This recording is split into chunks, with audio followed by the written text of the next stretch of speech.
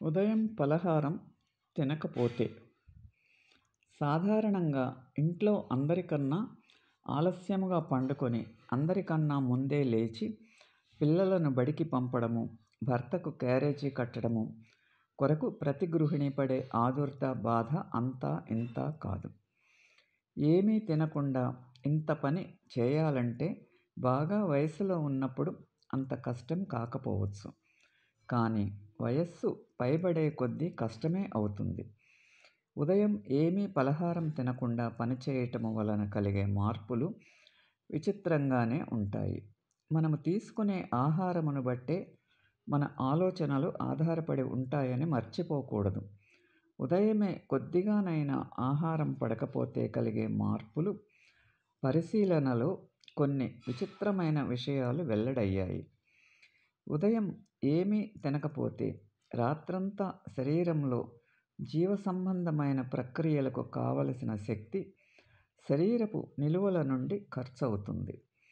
క్రొత్తది దినం ప్రారంభమయ్యి రాత్రి ఖర్చైన నిల్వలను నింపి ఉదయపు పనులు చేయుటకు కావలసిన శక్తిని ఇవ్వటానికి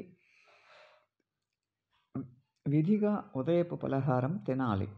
అలా తినకపోతే శరీరంలోని నిలువలు శక్తి ఇంకా ఖర్చయి పనిచేసే సామర్థ్యం తగ్గి పనిచేసే తీరు నెమ్మదించి చురుకుతనము తగ్గటము, పరాకు, నీరసము, గాభరాగా ఉండటము, చేయవలసిన పని తలుచుకుని వణుకు, మానసిక ఆందోళనలు తలెత్తుతాయి. రక్తంలో గ్లూకోజు గాఢత తగ్గిపోతుంది. బి విటమిన్ లోపం వలన ఎంతో నష్టము కలుగుతుంది. ప్రతి చిన్న విషయానికి దెబ్బలాడే స్వభావం పెరుగుతూ మనసుకు తెలియని భయంతో, కోపంతో స్థిరత్వం తగ్గి పనిచేసే సామర్థ్యం తగ్గి విషయాలను బాగా ఆలోచించే జ్ఞానం తగ్గి గాభరాతో చివరకు మతిమరుపు వరకు వస్తుంది. పిల్లలలో అయితే జ్ఞాపక శక్తి తగ్గి వినే పాఠాలపైన చేసే పనులపైన మనసు పెట్టలేరు. చూశారా ఉదయం పలహారం తీసుకోనందువలన కలిగే నష్టాలు, శరీరంలో జరిగే మార్పులు. ఈ పరిమాణాలను ఊహించారా? మరచిపోకండి. మనము తినే ఆహారాన్ని బట్టి ఆధారపడి ఉంటాయి. తినే ఆహారంలో పోషక విలువలు తగ్గితే అప్పుడే అన్ని అనర్థాలు ప్రారంభమవుతాయి. కడుపులో మంట, అల్సర్లు తయారవుతాయి. B12 తగ్గుట, హార్మోన్ల అవకతవకలు, కాల్షియం తగ్గుట ఇలాంటివన్నీ లేకుండా ఉండాలంటే తప్పక అల్పాహారం తీసుకోవాలి. మనం తినే ఆహారంలో ప్రోటీన్లు, పాలు, కాయధాన్యాలు, గింజలు, చిక్కుళ్ళు, గుడ్లు, పిండి పదార్థాలు, అన్నం, దుంపలు, గోధుమ, కొవ్వులు, నూనెలు, వెన్న, నెయ్యి, మాంసము, విటమినులు, ఖనిజ లవణాలు ఉండాలి.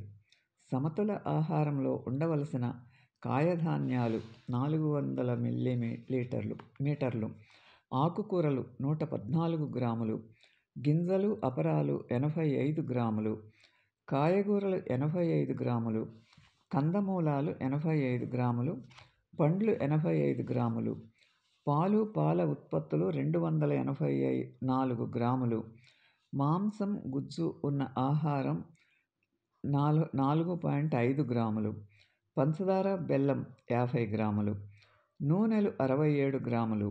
ఈ ఆహారం తీసుకోవటం వలన 90 గ్రాముల ప్రోటీను, 90 గ్రాములు కొవ్వు పదార్థాలు ఉంటాయి. ఇవిగాక కాల్షియం 800 మిల్లీగ్రాములు, ఐరన్ 10 మిల్లీగ్రాములు, సి విటమిన్ 70 మిల్లీగ్రాములు, రిబోఫ్లేవిన్ 1.7 మిల్లీగ్రాములు, సూర్యకాంతి తగలని వారికి డి విటమిన్ 400 IU కావాలి.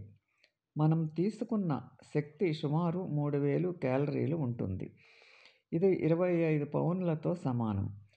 అధిక శక్తి తుల్యమైన ఆహారాన్ని సరదాగా సేవిస్తే సంవత్సరానికి 10 పౌండ్లు బరువై కూర్చుంటుంది. మర్చిపోకండి, అతిగా తింటే అవస్థ పడక తప్పదు. ఈ వీడియో మీకు నచ్చితే లైక్ చేసి, షేర్ చేసి, సబ్స్క్రైబ్ చేయండి.